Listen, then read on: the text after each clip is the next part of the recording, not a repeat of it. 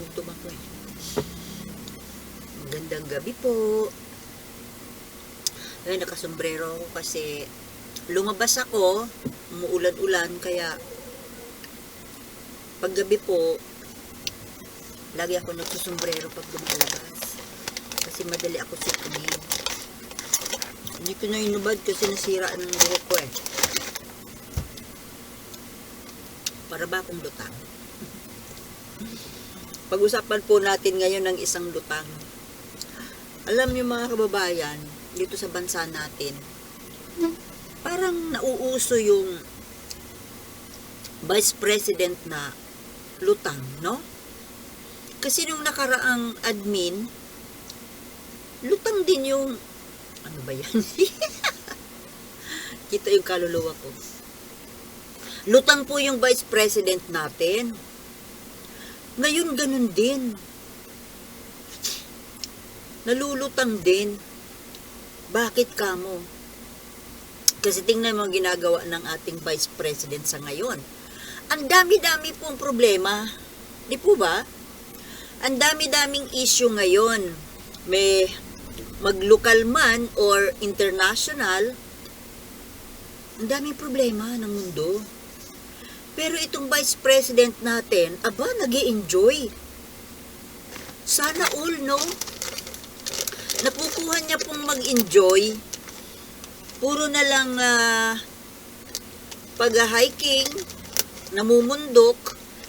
Eh, sino kayang mini-meeting niya sa bundok, no? Diba, may mga taga-bundok na ano? Issue ng lipunan. Okay. Bakit po lagi siyang nasa bundok? Kasi nung last week, umakyat siya sa bundok ng bundok sa Cebu. Selfie siya doon. Picture, post. At ngayon naman, just after a few days, ayun, namundok na naman siya uli.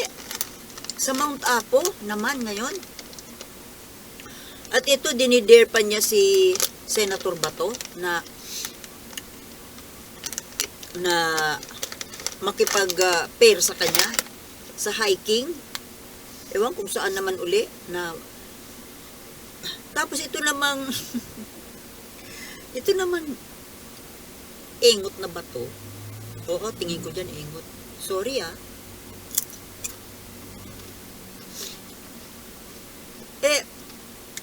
dinare siya ni hiking challenge ba? Dinare siya ni BP Sara sa susunod na hiking. Kaya kinol naman niya. Alam nyo, well, kung sa bagay, medyo may katwiran naman yung porke maraming problema, magmumukmok ka. Mag-enjoy, di ba? Pero, bilang isang mataas na opisyal, pangalawa sa pinakamataas, parang in bad taste po yata na puro enjoy ang ginagawa. Samantalang yung Pangulo natin na dapat inaalalayan niya, para po kasi sa akin, dapat ang Pangulo at ang pangalawang Pangulo ay laging magkaano, yung join together. Pag may mga problema yung bansa, yung magkakapit bisig ba, magkapit kamay, para mag-asawa. Diba? Hindi naman puro sa isang spouse lang yung pagharap sa problema ng tahanan, diba?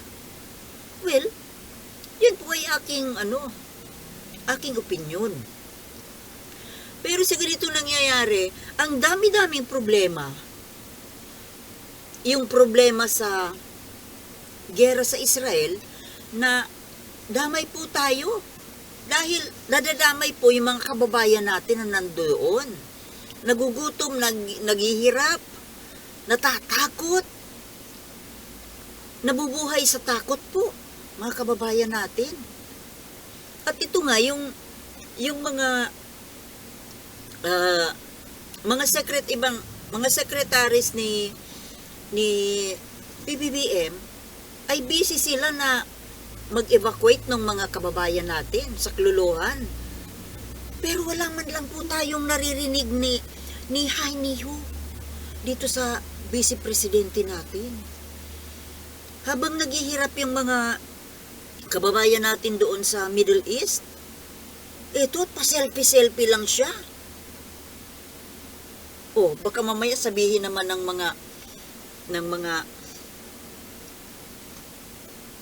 mga saradots na nagtatrabaho din naman siya kasi nagpo-promote siya ng tourism.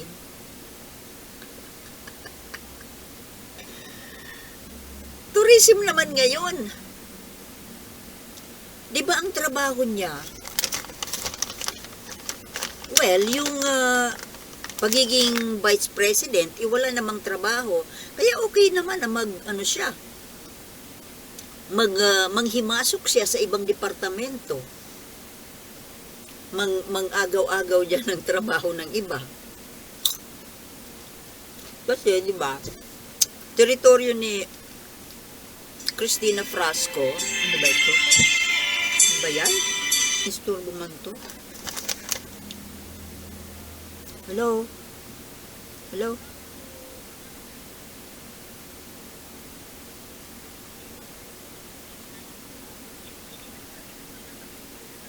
Alin? Sino to? Okay, rider, ano, tapos? Sandali lang po. Yung wall clock.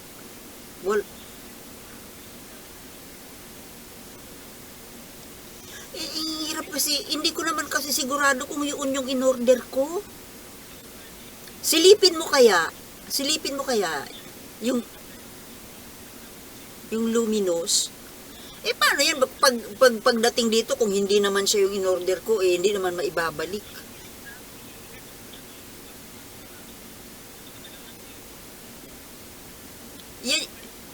Yan yung in-order na dineliver mo sa akin nung last week? Yan ba yun? O, the same wall clock? Nakakano kasi baka, ang mahal pa naman, 303. I-cancel. Kasi ang bala ko, titingin na lang ako sa department store para sigurado ako na yung gusto ko. Kasi bilhin mo 300 ang mahal naman. Kung hindi, sige, okay, bye-bye. Sorry po. Istorbo itong rider na ito. Yung rider ng Lazada. Kasi po, umorder ako ng tawag dito, wall clock na luminous. Kasi gusto ko nga, kahit madilim, nakikita ko. Kaso, di ba pwedeng silipin? Mamaya, baka iba na naman. Kasi, ang dami ko na pong na-order sa online. Sa Lazada. Lazada lang naman ako umorder. Pagbukas ko po, iba Iba ang product. Ito nga, lately. Last week lang. Naiba na tuloy yung topic ko tungkol na sa online buying. Nung nakaraan, bumili ako ng bagong pillow. Nagustuhan ko kasi white at saka kasi kailangan ko ng bagong pillow. Para makati na yung unan ko. Tapos, buy one, take one po siya. Pero pagdating dito, isa lang yung item na unan, 303. Hindi. 303 pala yung wall clock. 303 din. Yeah, 303 yung unan pala. Yung wall clock pala, yung ng 200. Di bali na yung presyo. Buy one, take one po. Tapos ang dumating sa akin, isang piraso lang. But the price was the same. And then the following day, after 3 days, hindi na ako nagreklamo kasi ginamit ko na kasi nga kailangan ko. After 3 days, may nag-deliver ulit the same item, unan. Tapos nakalagay din, buy one, take one. So, ibig sabihin, Yung dalawang pirasong unan, pinaghiwalay, naging regular selling, hindi buy one take one. Supposed to be, dalawa yon, buy one take. Kaya ko nga binili dahil buy one take one eh. Siyempre mahilig ko sa buy one take one.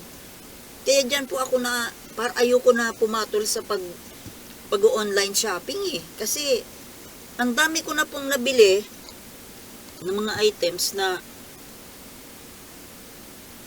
basta, ayoko na. Kaya kung gusto magbibili, kasi minsan pag kailangan mo, tinatamad ako magpunta ng bayan, di-deliver na lang sa'yo. Yung delivery charge, halos parehas din ng pamasahe eh. Kaya doon na lang, sigurado pa.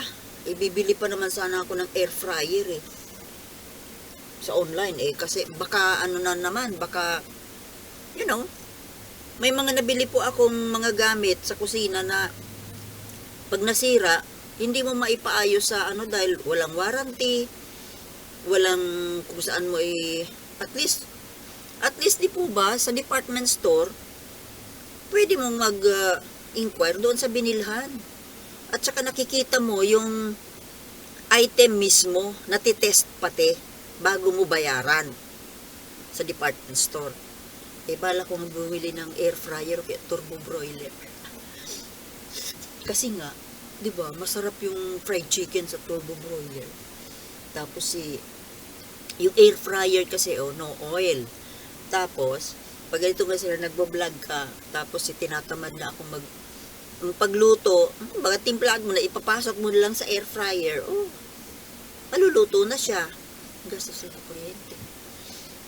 So, ngayon, nagdalawang isip ako na bumili sa online na yung turbo broiler na lalo pa mga dikuryente, kasi may nabili na ako sa online na yung coffee vendo na ngayon sira.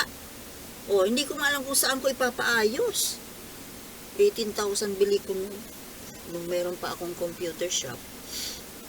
Meron din akong coffee bendo. Gusto ng mga bata yung kape sa coffee bendo. Na-excite sila pag bumababa yung baso. Tapos, excited yung mga bata. Ngayon, nandiyan, naka-imbak. Hindi ko alam kung paano gagawin. Kailangan kong gumastos ng more than 3,000 para ipaayos ko yung power supply. 3,500 ang sinisingil para gumana. Tapos bala ko, bibili na lang ako ng air fryer o kaya turbo broiler nitong Pasko. Diba? Mga mothers and mga wives, bibili po kayo pag Pasko kasi may mga promo. Diba? May discount. Kaya bibili ako pag nag-open na yung may sale na. Diba? Ngayon, balikan natin si Sarah. Si Sarah Lutang. Lutang po,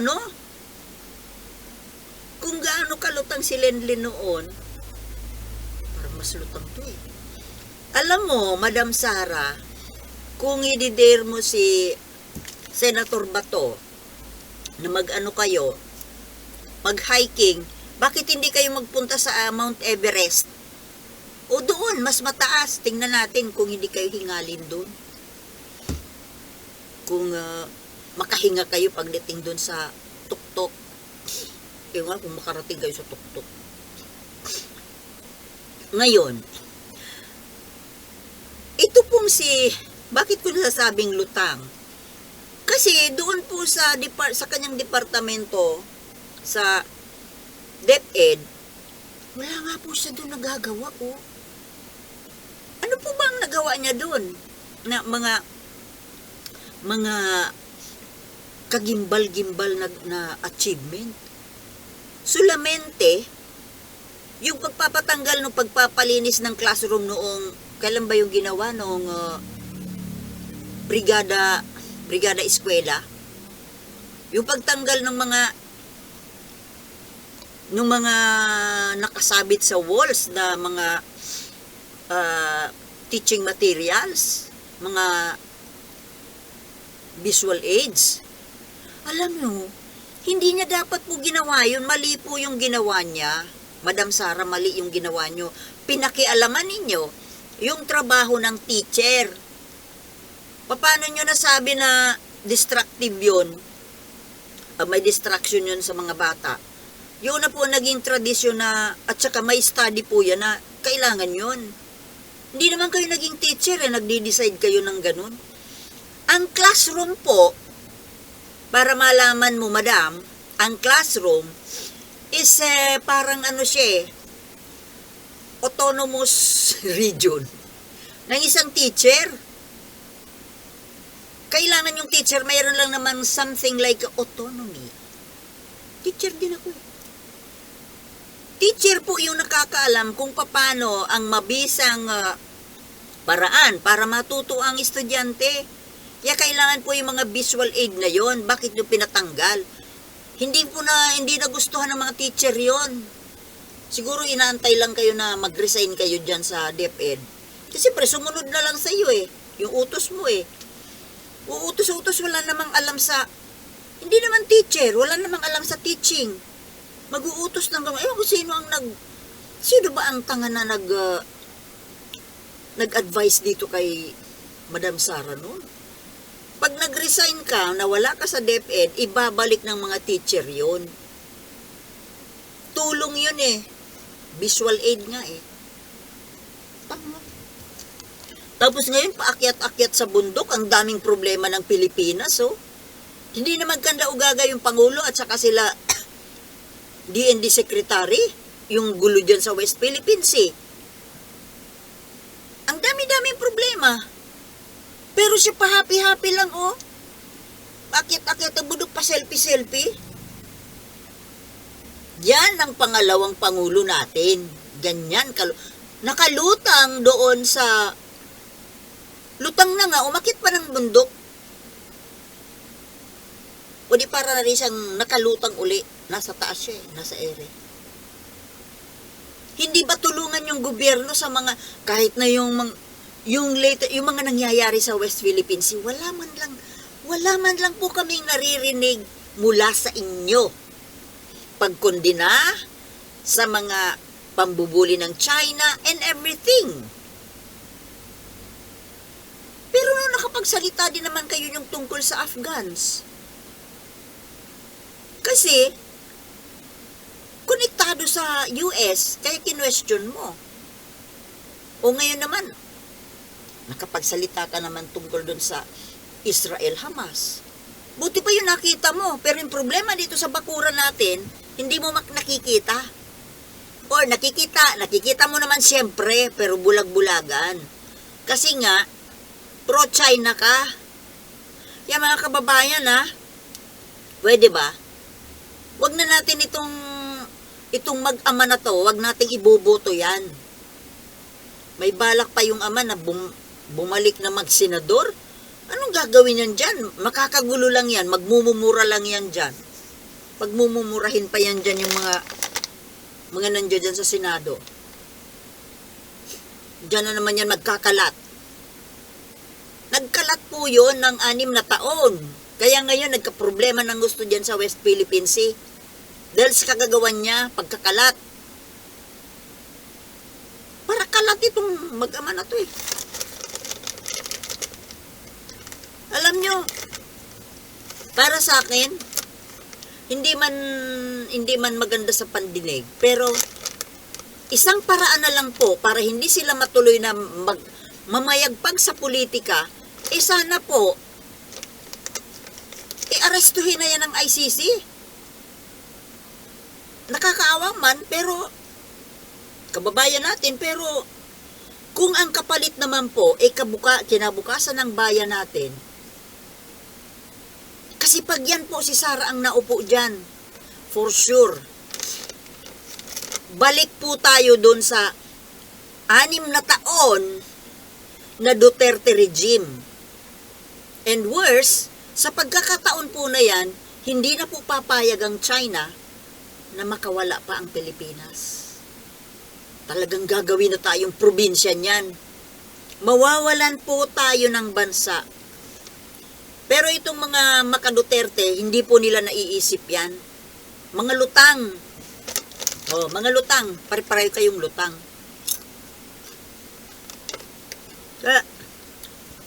Sara Duterte, walang kakwenta-kwenta ang opisyal ko. Yan ba ang susunod nating Pangulo? Pa-selfie-selfie na lang? Laki ng problema ng bansa, hindi man lang tumutulong. Tinutulungan lang yung sarili niya, makakurakot ng confidential fund. Porque hindi na pagbigyan ng confidential fund, ayun, naglalamierda na lang. Hindi na nagtatrabaho. Ang pinapasok, trabaho ng iba. Trabaho ng Department of Tourism. Noon, ang pinapasok yung Department of DSWD. Yung pamimigay ng mga ayu-ayuda. DSWD yun. Ngayon naman, tourism. Hindi mo nga magawa ang trabaho mo sa sarili mong departamento. Ayan, nangihimasok ka ng ibang teritoryo. Tulungan mo kaya yung pagkiklaim natin ng teritoryo against China. Wala kang man lang binabanggit. Wala kang reaction tungkol dyan sa ginagawa ng China sa Pilipinas. Bakit? Magkaisa kayo? Yun lang po mga kababayan. Gusto ko nang kumain eh. Lutang! Lutang! Sige po mga kababayan at ay na tayo. Thank you for watching and see you in my next vlogs. Okay? Bye and peace!